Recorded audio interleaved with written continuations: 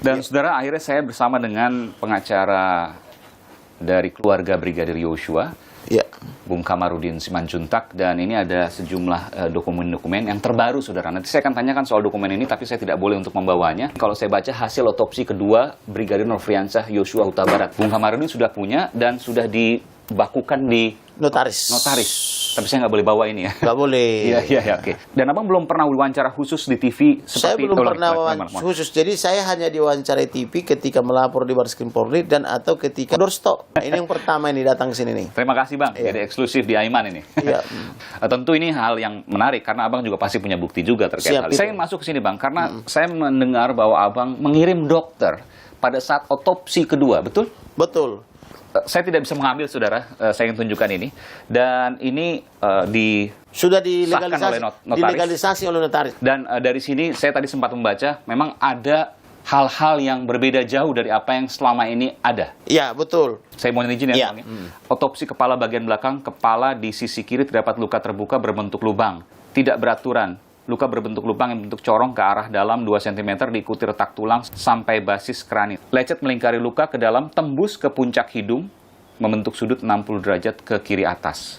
Itu akibat luka tembak dari belakang sejajar jebol ke hidung. Satu sejajar. Jadi dari belakang. Ditembaknya dari belakang, tetapi ada tembus ke depan. Tembus ke depan. Ada dugaan peluru. Tembakan dari belakang kan itu. Karena sebelumnya disebutkan ini adalah pantulan atau serempetan peluru yang betul. Kita belum lihat, tetapi penjelasan dari penyidik yang dibilang sayatan itu adalah gesekan proyektil yang ditembakkan oleh Baradae kecil. Tetapi ada usaha apakah itu menutupi atau tidak, saya nggak paham. Apa itu standar forensik atau tidak? Itu dilem di belakang. Itu diduga perbuatan yang pertama. Otopsi pertama. Diduga ya, belum tentu dia bisa juga yang sebelumnya lagi kan gitu. Oke, sebentar. Ini kan aneh, karena sejajar. Kalau dia tembak-tembakan Barada Eliezer dari atas ke bawah kan nggak mungkin di belakang dan sejajar. Kalau tembak-tembakan yang saya pahami, karena saya suka menonton film-film yang apa itu, yang koboi-koboi itu kan biasanya kan harap-harapan dia, nggak belakang-belakangan toh. Tapi kalau dia berarti kan mempetak umpet mereka, membelakang-belakangan kan gitu. Dan sudutnya sejajar, bukan dari atas. Bukan dari atas. Kemudian dibawa ke otaknya itu sudah nggak ada otak di dalam kepala. Yang ada adalah ada 6 pecahan. Diduga akibat peluru.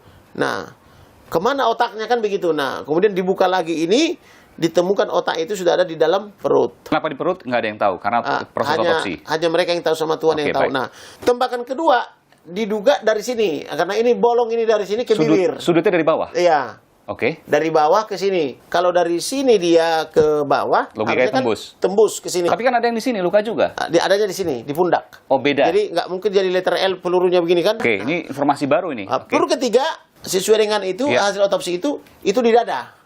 Juga lurus ke belakang. Sejajar. Bukan dari atas. Di sonde dia lurus dia. Peluru keempat itu di tangan. Baik. Jebol. Di sonde juga lurus dia, tidak miring. Sejajar. Nah, itulah diduga 4 peluru itu. Pertanyaannya, masih ada nggak luka lain? Nah, jawabannya? Ada. Di sini. Iya, ini. Di sini.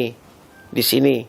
Kemudian di bahu luka terbuka. Dugaan dari otopsi pertama itu dikatakan sebagai pantulan peluru atau serempetan peluru. Kemudian lengan bawah ini ada 2 tulang sini. Ini patah. Ini patah kenapa? Atau siapa yang matahin kan gitu? Dekat pergelangan ya, Bang? Tulangnya, iya. Kemudian jarinya, jari manis. Ini patah. Kemudian di bawah ini juga ada luka. Yang katanya itu untuk memasang formalin. Tetapi di sini juga ada luka lain. Di pergelangan sini. Baik. Yang belum terjawab. Kemudian di kaki sudut apa itu dengkul di belakang. Itu juga diambil sampelnya. Kemudian ketika dilahirkan anaknya dia sempurna. Melamar polisi juga sempurna, makanya dia diterima kan gitu. Baik. Tapi ketika mati dia kaki ini tidak bisa lurus lagi. Entah apa penyebabnya. Waktu itu pun kakinya kayak gini awalnya itu kayak gini nah. Oh, nggak bisa diluruskan? Nggak bisa diluruskan.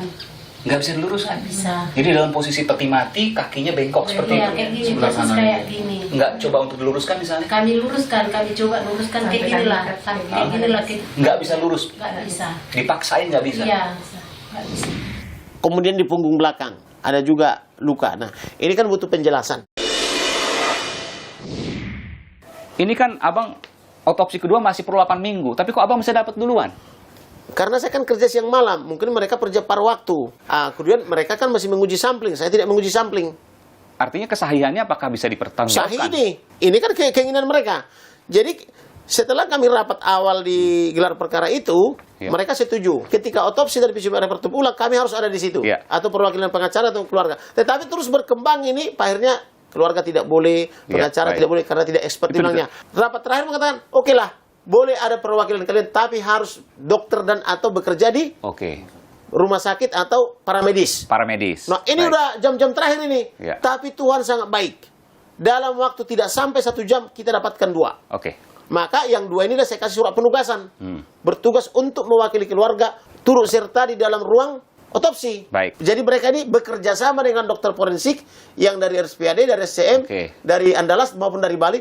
Mereka bersama-sama di ruang otopsi itu. Nah, inilah hasil daripada yang mereka alami. Baik. Saya harus katakan juga, saya harus adil di sini dan independen. Bahwa di sini bukan dokter ahli forensik, tapi dokter umum ya. Dokter yang mewakili, karena ada catatan di situ. Iya, betul. Artinya dokter ini, yang dokter umum ini tidak melakukan analisis, hanya mendengarkan dan mencatat. Sesuai yang dilihat dan dialami. Jadi di situ kan di ruangan itu kan ada percakapan. Nah, percakapan mereka atau kesepakatan mereka itu dicatat ini. Kalau abang perhatikan ini kan detail ini, detail semua ini. Betul. Detail ini. Lubangnya atau lukanya di mata sekian kanan milimeter. dari GPD 1 cm memar dan seterusnya. Lalu memang dan ada itu diurai mulai dari kepala, mulai dada, tangan. Memang detail sekali. Otopsi buka dada, 1 terdapat tulang dada, 2 dan seterusnya. Diurai semua itu. Kelingking dan jari manis disebutkan patah dan lain sebagainya. Ekstremitas bawah kaki kanan terdapat luka terbuka berukuran 2,5 cm, tidak dijahit dan seterusnya. Setelah dibuka ternyata tempat untuk masukkan formalin. Itu yang sebelah kanan. Yang sebelah kiri. Yang tungkai kaki kiri belum ada sisi luar kesimpulan. terdapat luka bawah kiri sisi luar, di atas mata kaki terdapat luka terbuka tepi rata, dasar tulang berwarna putih, rencana PA jaringan. Lipatan kaki kiri sisi dalam terdapat warna lebam dan menghitam, terdapat resapan darah di bawah kulit. Dokter forensik mengambil sampel, artinya pertanyaan ini. Harapannya mereka bisa pecahkan melalui pemeriksaan laboratorium kan gitu. Ini fakta yang kemudian saya dapatkan. Tentu ini masih harus diuji nanti di forensik dan juga nanti ketika nanti ini prosesnya berlanjut ke sidang peradilan, maka tentu ini semua akan semakin terbuka. Ini belum final lah. Artinya finalnya nanti dari dokter forensik yang dari ditugaskan oleh penyidik itu. Baik. Terima kasih Bung Kamarudin. Ya, Tuhan berkati.